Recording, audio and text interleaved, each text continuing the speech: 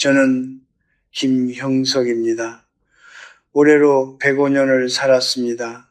한 세기가 넘는 세월 동안 저는 수많은 사람의 삶을 지켜보았습니다. 전쟁을 겪은 세대, 가난을 딛고 일어선 세대, 눈부신 발전을 이루어낸 세대, 그리고 그 모든 세대를 관통하며 제가 발견한 것이 하나 있습니다. 인간은 자동차는 정성껏 관리하면서 정작 자신의 몸은 허술하게 다룬다는 사실입니다. 타이어 공기압은 꼬박꼬박 확인하면서도 오늘 아침 무엇을 먹었는지는 무심히 넘깁니다. 기름때 묻은 엔진은 바로 정비소에 달려가면서도 몸 안에서 조용히 타오르는 염증의 불씨는 수년간 모른 척 지나칩니다. 오늘 저는 여러분께 불편한 이야기를 드리려 합니다. 듣기 좋은 말이 아닙니다. 하지만 105년을 살아오며 배운 것이 있다면 진실은 언제나 달콤한 거짓말보다 훨씬 더 큰 선물이라는 것입니다. 많은 분들이 노년의 무너짐을 외부에서 찾습니다. 자식이 찾아오지 않아서, 친구가 곁을 떠나서, 세상이 나를 알아주지 않아서 라고 말합니다. 그러나 저는 묻고 싶습니다. 당신은 오늘 아침 식탁에서 무엇을 선택했습니까? 어제 저녁, 그리고 그제 점심, 지난 한 달, 지난 10년 동안 당신의 손이 집어든 것들이 지금의 당신을 만들었습니다. 품위는 거창한 철학에서 오지 않습니다. 품위는 매일 반복되는 작은 선택들이 쌓여 만들어지는 것입니다. 제가 젊었을 때는 먹는다는 것이 생존의 문제였습니다. 전쟁통에 무엇이든 먹을 수 있다는 것 자체가 감사한 일이었습니다. 그러나 지금 이 시대의 문제는 넘쳐나는 것들 중에서 무엇을 거르느냐입니다. 풍요가 오히려 독이 되는 시대입니다. 편리함이라는 이름으로, 맛이라는 이름으로, 오랜 습관이라는 이름으로 우리는 매일 조금씩 스스로를 무너뜨리고 있습니다. 그것도 자신이 무너지고 있다는 사실조차 모른 채로 70세가 넘으면 몸은 더 이상 젊은 날처럼 실수를 용납하지 않습니다. 30대에는 술 한 잔에도 다음날 말끔히 회복되었습니다. 40대에는 기름진 음식을 먹어도 일주일이면 잊혔습니다. 그러나 70세 이후의 몸은 다릅니다. 한 번의 방심이 쌓이고 그것이 굳어지고 어느 날 갑자기 돌이킬 수 없는 결과로 돌아옵니다. 저는 그 순간을 맞이한 친구들을 너무나 많이 보았습니다. 그들은 하나같이 말했습니다. 설마 내가 이렇게 될 줄 몰랐다고. 설마는 없습니다. 다만 우리가 눈을 감고 있었을 뿐입니다. 오늘 제가 말씀드릴 7가지 음식은 여러분을 겁주기 위한 것이 아닙니다. 이것은 한 세기를 살아온 노인이 살아남은 자의 책임으로 드리는 이야기입니다. 살아온 세월이 길다면 그 세월에 걸맞은 선택을 해야 합니다. 오래 사는 것이 목표가 아닙니다. 품위 있게 사는 것, 그것이 진짜 목표입니다. 그리고 그 품위는 여러분의 식탁에서 시작됩니다. 지금부터 귀를 기울여 주십시오. 저에게 50년 넘게 알고 지낸 친구가 있었습니다. 그는 평생 부지런한 사람이었습니다. 새벽 5시면 어김없이 일어나 하루를 시작했고 일하는 것을 낙으로 삼았으며 남에게 패 끼치는 것을 가장 수치스러운 일로 여겼습니다. 은퇴 후에도 그 습관은 변하지 않았습니다. 다만 한 가지가 달라졌습니다. 아침 식사였습니다. 혼자 사는 그에게 아침밥을 차리는 일은 번거로웠고 어느 날부터 그는 소시지 2개와 라면 한 봉지로 하루를 시작하는 것을 당연하게 여기기 시작했습니다. 간편하고 맛도 있는데 뭐가 문제냐고 웃으며 말했습니다. 저는 그때 아무 말도 하지 못했습니다.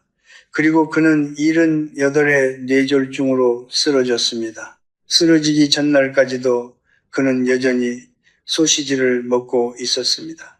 저는 그 친구를 원망하지 않습니다. 그는 몰랐던 것입니다. 아니, 알면서도 설마 하고 넘겼던 것입니다. 그리고 그것이 바로 가공육과 인스턴트 식품이 가진 가장 무서운 속성입니다. 천천히 소리 없이 그러나 확실하게 무너뜨린다는 것. 햄, 소시지, 베이컨 같은 가공육에는 질산염과 아질산염이 포함되어 있습니다.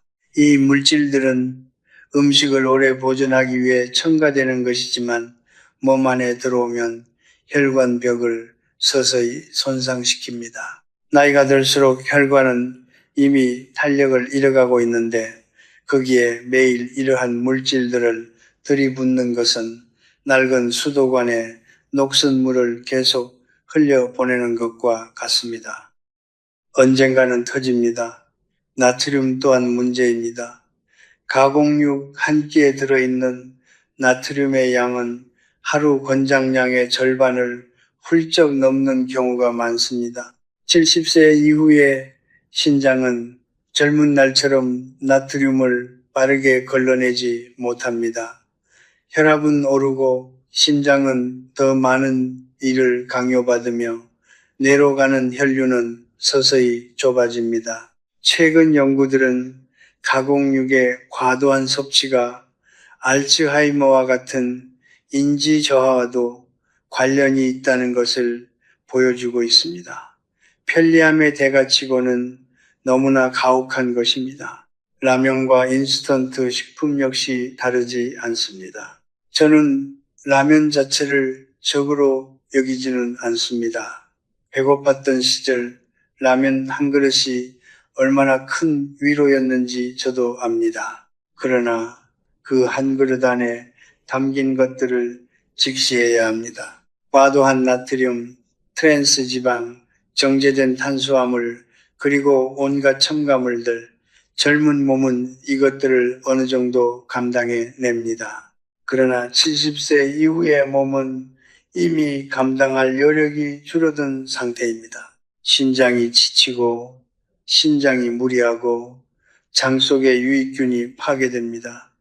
한 그릇의 편리함이 조용히 장기를 갉아먹고 있는 것입니다. 제가 30살이었을 때 저는 몸이 보내는 신호를 대부분 무시했습니다. 피곤해도 자고 나면 괜찮았고 과식해도 며칠이면 회복되었습니다. 그래서 저는 몸이 영원히 그럴 것이라고 착각했습니다. 그러나 105년을 살고 나서 깨달은 것이 있습니다. 몸은 일기장을 씁니다. 당신이 오늘 무엇을 먹었는지, 어제 무엇을 마셨는지, 지난 10년간 어떤 음식을 가까이 했는지를 모두 기록해 둡니다. 그리고 그 일기장은 어느 날 갑자기 청구서가 되어 돌아옵니다. 편리한 것이 나쁜 것은 아닙니다. 다만 편리함에 기대어 스스로를 돌보는 일을 게을리하는 것이 문제입니다. 삶의 후반부에 접어들었다면 이제는 몸에게 제대로 된 예의를 갖출 때입니다. 오래 살아왔다는 것은 그만큼 몸이 당신을 위해 오랫동안 애써왔다는 뜻입니다. 그 수고에 보답하는 가장 작은 방법이 바로 오늘 아침 식탁에서의 선택입니다. 소시지 대신 달걀 하나, 라면 대신 된장국 한 그릇, 거창한 결심이 필요한 것이 아닙니다. 작은 선택 하나가 남은 세월의 품격을 결정합니다. 제가 교수로 재직하던 시절 한 제자가 있었습니다. 총명하고 성실한 청년이었는데 어느 날 그가 저에게 물었습니다. 교수님, 건강하게 오래 사는 비결이 무엇입니까? 저는 잠시 생각하다가 이렇게 답했습니다. 흰 것을 조심하게. 그는 어리둥절한 표정을 지었습니다. 흰 쌀밥, 흰 밀가루, 흰 설탕, 우리가 가장 익숙하게 여기는 것들, 가장 평범하다고 생각하는 것들이 실은 70세 이후의 몸에는 가장 큰 위협이 될 수 있다는 것을 그 젊은 제자는 아직 알지 못했습니다. 그리고 솔직히 말하면 저 역시 예순이 넘어서야 비로소 그 사실을 깨달았습니다. 흰 쌀밥은 우리 민족의 오랜 주식입니다. 저도 평생 쌀밥을 먹으며 살았고 밥 한 그릇의 따뜻함이 얼마나 큰 위안인지 누구보다 잘 압니다. 그러나 정제된 탄수화물이 몸 안에서 하는 일을 알고 나면 그 위안이 마냥 달갑지만은 않습니다. 흰 쌀밥을 먹으면 혈당이 빠르게 치솟습니다. 건강한 젊은 몸은 인슐린을 재빠르게 분비하여 혈당을 낮춥니다. 그러나 70세 이후의 몸은 그 과정이 더디고 불안정합니다. 혈당이 오르고 내리기를 반복하면서 췌장은 지쳐가고 혈관은 손상되며 뇌세포는 서서히 영양 공급의 균형을 잃어갑니다. 당뇨는 어느 날 갑자기 찾아오는 것이 아닙니다. 매일 세끼 수십 년에 걸쳐 조용히 쌓인 혈당의 파동이 어느 순간 임계점을 넘어서는 것입니다. 그리고 당뇨가 시작되면 그 뒤를 따라오는 것들, 신부전, 실명, 말초신경, 손상, 인지 저하가 줄줄이 딸려옵니다. 흰 쌀밥 한 그릇이 이 모든 것의 시작점이 될 수 있다는 말이 아닙니다. 다만 매일 반복되는 그 선택이 쌓일 때 몸은 그것을 잊지 않는다는 것입니다. 저는 80이 넘어서부터 밥을 지을 때 현미와 잡곡을 섞기 시작했습니다. 처음에는 거칠고 맛이 없다고 느꼈습니다. 그러나 한 달이 지나자 몸이 달라지는 것을 느꼈고 석 달이 지나자 그것이 자연스러워졌습니다. 인간은 익숙한 것을 좋아한다고 믿지만 실은 반복된 것을 좋아할 뿐입니다. 무엇을 반복하느냐가 결국 무엇을 좋아하게 되는지를 결정합니다. 이제 튀긴 음식 이야기를 해야 할 것 같습니다. 치킨, 전, 튀김류, 이것들은 명절마다 손자들이 올 때마다 특별한 날마다 식탁을 풍성하게 만들어주는 것들입니다. 저도 그 즐거움을 부정하지 않습니다. 그러나 기름이 높은 온도에서 가열될 때 무슨 일이 일어나는지를 알아야 합니다. 기름은 산화됩니다. 산화된 기름 안에는 자유라디칼이라는 불안정한 분자들이 생성되는데 이것들이 몸 안에 들어오면 세포를 공격하고 손상시킵니다. 이것이 바로 노화를 가속화하는 메커니즘입니다. 불꽃이 일어나는 것이 아니라 몸 안에서 작은 불씨들이 끊임없이 타오르며 조직을 조금씩 태워나가는 것입니다. 염증이 만성화되면 관절이 아프고 혈관이 붓고 뇌가 흐려지기 시작합니다. 의사들이 만성염증을 노화의 핵심 원인으로 지목하는 이유가 바로 여기에 있습니다. 제가 30살이었을 때는 튀김을 먹고 나서도 아무 이상이 없었습니다. 그래서 문제가 없다고 생각했습니다. 그러나 지금 돌이켜보면 문제가 없었던 것이 아니라 몸이 묵묵히 감당하고 있었던 것입니다. 70세 이후의 몸은 더 이상 그 묵묵함을 유지하기 어렵습니다. 이제는 몸이 보내는 신호에 귀를 기울여야 합니다. 식사 후 유독 피곤하다면, 관절이 이유 없이 뻐근하다면, 머리가 자주 무겁게 느껴진다면 그것은 몸이 조용히 보내는 청구서일 수 있습니다. 흰 것을 줄이고 튀긴 것을 멀리하는 것, 이것이 화려한 건강 비결처럼 들리지 않는다는 것을 압니다. 그러나 105년을 살아온 저는 확신합니다. 가장 단순한 것이 가장 오래 지속되는 지혜입니다. 몸은 당신이 생각하는 것보다 훨씬 정직합니다. 당신이 무엇을 넣어주느냐에 따라 몸은 그대로 돌려줍니다.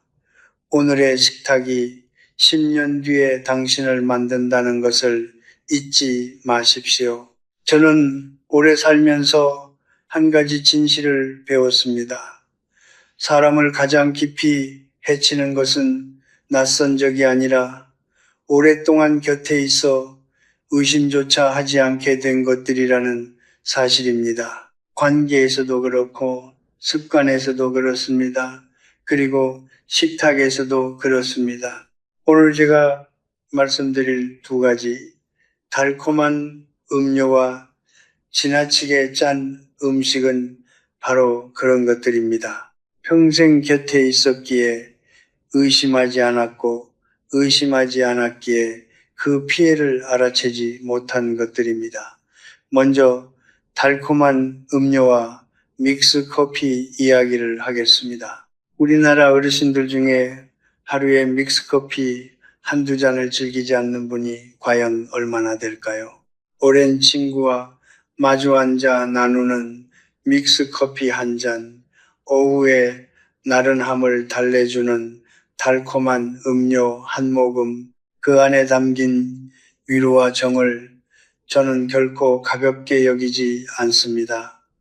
그러나 그 달콤함 뒤에서 조용히 일어나는 일을 여러분께 말씀드려야 할 의무가 있습니다. 믹스커피 한 봉지 안에는 평균 12g에서 15g의 당이 들어있습니다.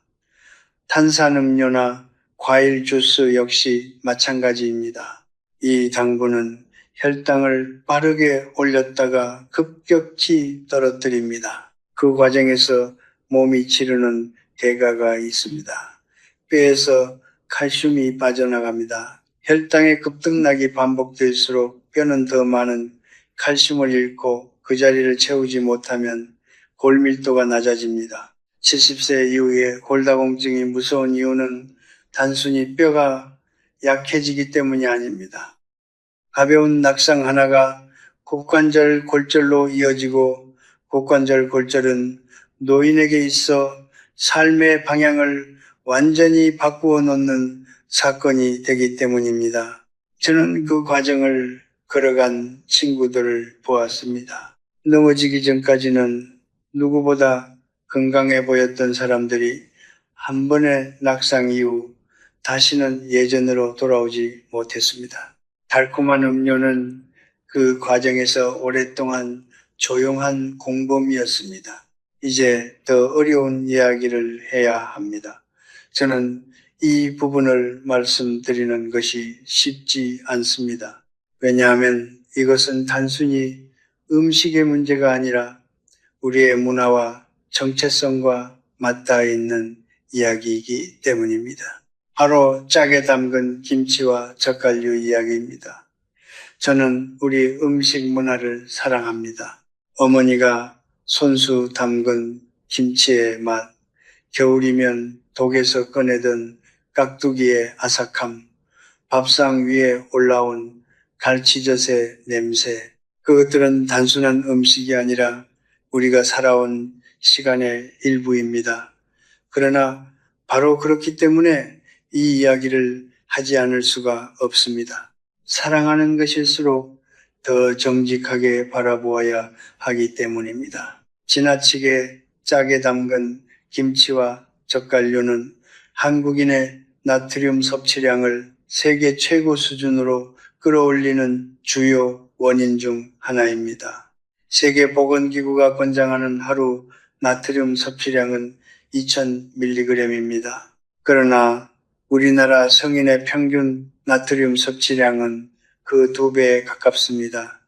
70세 이후의 신장은 이미 기능이 떨어진 상태에서 이 과도한 나트륨을 감당해야 합니다. 혈압은 오르고 심장과 혈관은 지쳐갑니다. 그리고 더 나아가 위 점막이 지속적으로 자극을 받으면 위암의 위험도 높아집니다. 한국이 위암 발생률에서 세계 상위권을 오랫동안 유지해온 것은 단순한 우연이 아닙니다. 우리의 식탁과 무관하지 않습니다. 저는 여러분께 김치를 끊으라는 말을 하는 것이 아닙니다. 오랜 식습관을 하루아침에 바꾸라는 것도 아닙니다. 다만 이것만 부탁드리고 싶습니다. 조금 덜 짜게 믹스커피 2봉지를 한 봉지로 탄산음료 대신 따뜻한 물 한 잔으로 작은 조정이면 충분합니다. 오래된 습관을 하루에 한 잼씩 바꾸는 것, 그것이 노년에 가능한 가장 지혜로운 혁명입니다. 저는 평생을 살면서 깨달았습니다. 우리를 가장 오래 붙잡고 있는 것은 나쁜 사람이 아니라 나쁜 습관이라는 것을, 그리고 습관은 결코 나를 배신하지 않는다는 점에서 사람보다 훨씬 더 공정합니다. 좋은 습관은 반드시 좋은 결과로 돌아옵니다. 나쁜 습관도 반드시 그 대가를 청구합니다. 다만 그 청구서가 늦게 도착할 뿐입니다. 70세 이후라면 그 청구서가 도착하기 전에 먼저 손을 쓸 수 있는 시간이 아직 남아 있습니다. 지금이 바로 그 시간이에요. 제 나이 또래의 사람들 중에 술과 얽힌 이야기가 없는 사람은 거의 없습니다. 전쟁의 공포를 잊기 위해 마셨고, 가난의 서름을 달래기 위해 마셨고, 성공의 기쁨을 나누기 위해 마셨습니다. 술은 언제나 우리 삶의 굴곡마다 함께 있었습니다. 저 역시 젊은 시절 동료들과 밤새 술잔을 기울이던 기억이 있습니다. 그래서 저는 술을 마시는 사람을 비난할 마음이 추워도 없습니다. 다만 105년을 살아오면서 제가 목격한 것들을 가감없이 말씀드려야 할 것 같습니다.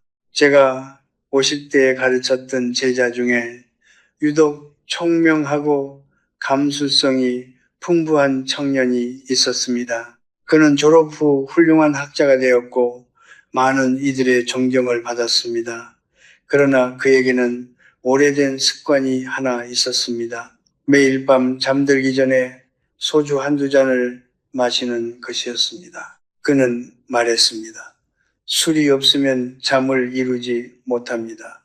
이것만이 하루의 긴장을 풀어주는 유일한 방법입니다. 처음에는 한두 잔이었습니다. 그러나 세월이 지나면서 한두 잔은 서너 잔이 되었고 서너 잔은 반병이 되었습니다. 그가 75이 되었을 때 저는 그를 만났습니다. 그는 여전히 온화하게 웃었지만 대화를 나누다 보면 어딘가 실이 끊긴 것처럼 이야기의 맥락이 흐트러졌습니다. 예전에 그토록 날카롭던 기억력이 뭉개져 있었습니다. 그리고 그로부터 몇 년 후 그는 가족의 이름을 잊기 시작했습니다. 매일 밤 찾아온 한 잔의 위로가 수십 년에 걸쳐 그의 뇌를 조용히 갉아먹고 있었던 것입니다. 술이 뇌에 미치는 영향은 나이가 들수록 더욱 극적으로 커집니다. 젊은 뇌는 알코올을 분해하는 속도가 빠르고 손상된 세포를 어느 정도 복구하는 능력이 있습니다. 그러나 70세 이후의 뇌는 다릅니다. 알코올 분해 효소 자체가 줄어들기 때문에 같은 양의 술을 마셔도 혈중 알코올 농도가 더 높게 오르고 더 오래 지속됩니다. 뇌세포는 한번 파괴되면 재생되지 않습니다. 알코올은 특히 기억과 판단을 담당하는 해마와 전두엽에 직접적인 손상을 줍니다. 매일 조금씩 수년에 걸쳐 이 손상이 쌓이면 어느 날 갑자기 치매라는 이름으로 나타납니다. 그것은 갑작스러운 사건이 아닙니다. 오랫동안 준비된 결말입니다. 간도 마찬가지입니다. 간은 침묵의 장기라고 불립니다. 아프다는 신호를 좀처럼 보내지 않기 때문입니다. 그래서 많은 분들이 술을 마셔도 별다른 통증이 없으니 괜찮다고 생각합니다. 그러나 간은 소리 없이 손상됩니다. 지방간에서 간염으로, 간염에서 간경화로, 그리고 어떤 경우에는 간암으로 이어지는 이 과정은 수년에서 수십 년에 걸쳐 조용히 진행됩니다. 70세 이후의 간은 이미 수십 년간 몸을 위해 일해온 장기입니다. 그 장기에 매일 밤 알코올이라는 독소를 처리하는 일을 추가로 맡기는 것은 평생 묵묵히 일해온 일꾼에게 퇴직 후에도 가장 힘든 일을 시키는 것과 다르지 않습니다. 저는 여기서 한 가지 묻고 싶습니다. 당신은 왜 술을 마십니까? 외로워서입니까? 잠이 오지 않아서입니까? 아니면 오랜 습관이 되어버려서입니까? 어떤 이유이든 저는 그것을 충분히 이해합니다. 노년의 외로움은 실제하는 것이고 잠 못 이루는 밤의 길이는 젊은 날과는 비교가 되지 않을 만큼 깁니다. 그러나 술은 그 외로움을 해결해 주지 않습니다. 다만 잠시 감각을 무디게 할 뿐입니다. 그리고 그 대가로 당신의 뇌와 간에서 무언가를 조금씩 가져갑니다. 매일 밤 당신이 잠든 사이에 진정한 위로는 술잔 안에 있지 않습니다. 그것은 당신이 스스로를 아끼는 결정 안에 있습니다. 한 잔을 내려놓는 것, 그 작은 선택이 당신의 남은 날들을 더 선명하게, 더 존엄하게 만들어줄 것입니다. 100년을 넘게 살아온 제 말을 믿어주십시오. 맑은 정신으로 맞이하는 아침은 어떤 술이 주는 위로보다 훨씬 더 깊고 오래갑니다. 저는 오늘 여러분께 7가지 음식 이야기를 드렸습니다. 가공육과 라면, 흰 쌀밥과 튀긴 음식, 달콤한 음료와 짠 음식, 그리고 술, 이것들을 말씀드리면서 저는 한 번도 여러분을 겁주려 한 적이 없습니다. 두려움은 사람을 잠시 움직이게 할 수는 있지만 오래 지속되는 변화를 만들지는 못합니다. 제가 오늘 드리고 싶었던 것은 두려움이 아니라 선명함입니다. 지금까지 흐릿하게 알고 있던 것을 또렷하게 바라볼 수 있는 눈, 그것을 드리고 싶었습니다. 105년을 살아오면서 저는 수많은 사람들의 마지막을 지켜보았습니다. 어떤 이는 병상에서 고통스럽게 세월을 보냈고, 어떤 이는 끝까지 맑은 정신으로 자신의 삶을 스스로 마무리했습니다. 그 차이가 어디서 왔는지를 저는 오랫동안 생각했습니다. 재산의 차이도 아니었고, 자식의 수도 아니었고, 타고난 유전자도 결정적인 요인이 아니었습니다. 가장 큰 차이는 놀랍도록 단순한 곳에 있었습니다. 매일의 작은 선택들이었습니다. 무엇을 먹고, 무엇을 마시고, 무엇을 가까이 하고, 무엇을 멀리 했느냐. 그 선택들이 수십 년에 걸쳐 쌓여 한 사람의 노년을 만들어낸 것입니다. 저는 이것을 정원의 자주 비유합니다. 몸은 정원과 같습니다. 정원은 한 번에 완성되지 않습니다. 매일 조금씩 물을 주고 잡초를 뽑고 햇빛이 잘 드는 곳에 씨앗을 심는 일이 쌓여야 합니다. 좋은 음식은 그 정원에 좋은 씨앗을 심는 일이고 나쁜 음식은 잡초를 심는 일입니다. 잡초는 한 번 심는다고 바로 정원을 망치지 않습니다. 그러나 매일 잡초를 심으면서 정원이 아름답기를 기대할 수는 없습니다. 70세가 넘었다면 이제 여러분의 정원에 무엇을 심을지를 더욱 신중하게 결정해야 할 때입니다. 남은 계절이 더 귀하기 때문입니다. 오늘 제가 드린 말씀을 들으시면서 혹시 이런 생각을 하신 분이 있을지 모르겠습니다. 이 나이에 이제 와서 바꾼다고 뭐가 달라지겠냐고 저는 그 생각을 충분히 이해합니다. 그러나 제 경험은 다른 이야기를 합니다. 저는 80이 넘어서 식습관을 바꾸었습니다. 90이 넘어서 아침 산책을 시작했습니다. 그리고 지금 105살의 나이에도 여전히 맑은 정신으로 여러분 앞에 서 있습니다. 늦은 때란 없습니다. 다만 시작하지 않은 때가 있을 뿐입니다. 오늘 이 순간이 바로 그 시작이 될 수 있습니다. 단 하나만 바꾸어도 충분합니다. 오늘부터 믹스커피를 한 잔 줄이는 것, 라면 대신 따뜻한 국밥 한 그릇을 선택하는 것, 저녁 술자리에서 한 잔을 내려놓는 것, 거창한 결심이 필요하지 않습니다. 화려한 건강 프로그램도 필요하지 않습니다. 오늘 단 하나의 작은 선택이면 충분합니다. 그 선택이 내일의 선택을 조금 더 쉽게 만들고 모레의 선택을 더욱 자연스럽게 만듭니다. 변화는 결심의 크기에서 오지 않습니다. 반복의 힘에서 옵니다. 살아온 세월이 길다는 것은 자랑이 아닙니다. 그것은 책임입니다. 그 세월 동안 묵묵히 당신을 지탱해 온 몸에 대한 책임, 아직 함께할 날들을 더 존엄하게 만들어야 할 책임, 자신의 몸을 아끼는 것은 자신을 사랑하는 가장 구체적인 방법입니다. 그리고 자신을 사랑하는 사람만이 곁에 있는 이들을 진정으로 아낄 수 있습니다. 스스로를 함부로 다루면서 타인에게 존중받기를 바라는 것은 씨앗을 심지 않고 열매를 기다리는 것과 같습니다. 저는 오늘 이 자리에서 여러분께 마지막으로 이 말씀을 드리고 싶습니다. 삶은 화려한 날들의 합산이 아닙니다.